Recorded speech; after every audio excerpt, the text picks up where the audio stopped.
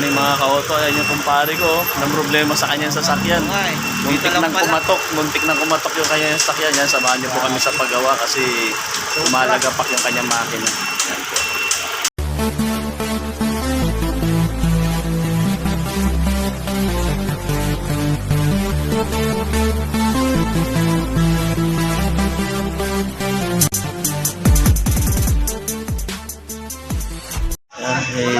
I-check natin. Oh, sige, pandarin mo. I-check nga natin yung problema daw po nitong taxi na Mitsubishi Mirage. Dito na po natin dito. Alas 4 ng madaling araw, nandito na raw siya. Yan, nakita nyo po yun, no? Napakalakas po ng lagatak ng makina. Lakas ng lagatak, no? Oo. Pero minsan, buti nga, wala nga yun, no? Bihira change oil ito, kaya ganun. Nadidelay. Yan, checkin natin. Ako yung mga nauna na. Yung ito sa akin, alaga ko sa picture. Ngayon nga, last week lang yun. Sige, okay. Tingnan natin kung ano naging problema po nito. Grabe ang lagatak. Nakailaw? Oo. Ayan, titingnan po natin yung kanyang... Ayan, oh. Nakailaw po yung kanyang oil indicator. Yan, ito po yung oil indicator. Ibig sabihin po niyan, mahina po yung bomba ng kanyang langis, kaya yung kanyang makina maingay. Hindi po nakaka-distribute ng malakas yung kanyang oil pump. Kaya yung kanyang ibabaw ng makina maingay. Yung sobrang lakas po ng kanyang lagutok.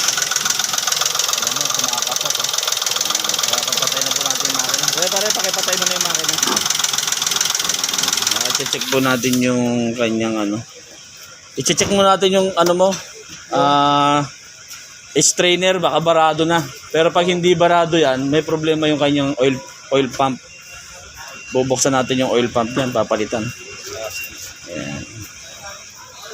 Simulan na po natin. Check muna, tatanggalin mo po na yung crankcase sa makina para makuha po natin yung kanyang strainer. I-check po natin.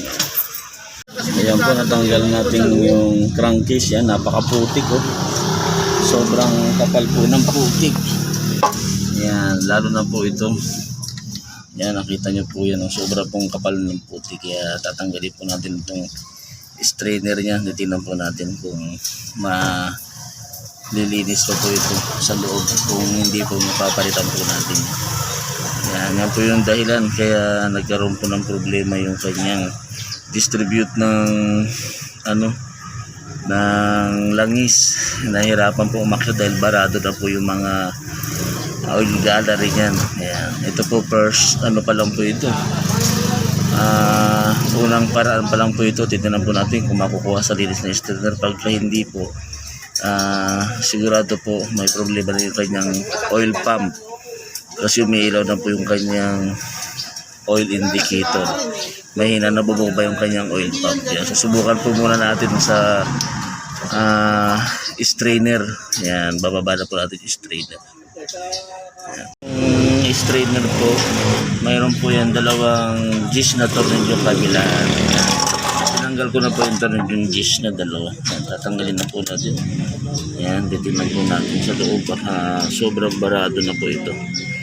Kaya kung kailangan pong palitan kung hindi ho malilinis kasi nasa loob po yung kanyang strainer. Ayan po, sobrang putik po niya, no? Sana maisalba natin, hindi mauwi sa malaking trabaho para makatipid na po yung ating kliyente. Ayan, gagawin po muna natin ng paraan. Ayan, thank you very much po. So, yung strainer ng Mirage, napalitan na po natin ng bago. Titingnan po natin yung kanyang loob, kung bakit ganito yung design na hindi na kailangan linisan kasi nasa loob yung strainer, hindi katulad ng mga luma. Ayan. Ayan. Basagin mo pa. Ayan po, nakita nyo naman, no? Baradong barado. Sige, basagin mo pa. Ayan. Ayan po yung naging dahilan. Kaya nagka-problema po yung kanyang makina, tumunog. Ngayon po gusto ko natin makita yung laman loob niya, kaya binabasag na po natin itong luma.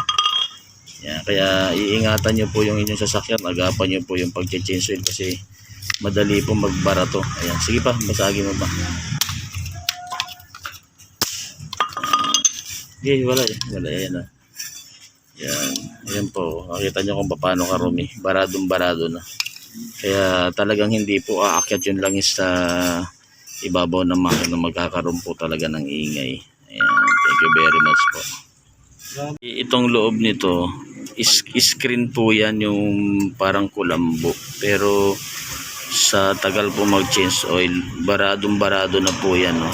Ayan. Buo po ito, nabasag lang ito nung pinukpok sa loob. Bali nasa loob po yung strainer niya. Ayan, saradong-sarado na po yan. Yan, ayan po yung strainer ng Mitsubishi Mirage. Kaya agapan nyo po ang pag-change oil para hindi nyo po madanas itong ganitong problema. Ayan, thank you very much po. Ayan po, napakatahimik lang po ng kanyang makina. Ito, yung tunog na plastic lang yan. Pero yung lagatak wala na, di ba? Sobrang tahimik na. Ayan, titingnan natin yung oil indicator kasi napaka-importante po ng oil indicator. Pagka yan po umilaw, ibig sabihin may problema po sa pag-distribute na lang sa makina. Yan, barado yung mga oil gallery mo. Ayan, wala na po yung oil indicator. Kaya, ayan po, makakabiyahe na po siya. Taxi po ito sa ating kaibigan. Yan. Buti naman po nakatipid siya kasi pagka ganun pong problema, minsan yung iba po gusto overhaul agad yung makina. Kaya mas malaki pong gastos. Ito po, nakatipid siya ng malaki. Yan. Thank you very much po for watching. Sana po marami po kayo natutunan sa pag-diagnose ng sasakyan bago po siya gawin. Bali step by step po muna para hindi po agad ma-overhaul yung makina. Yan. Thank you po.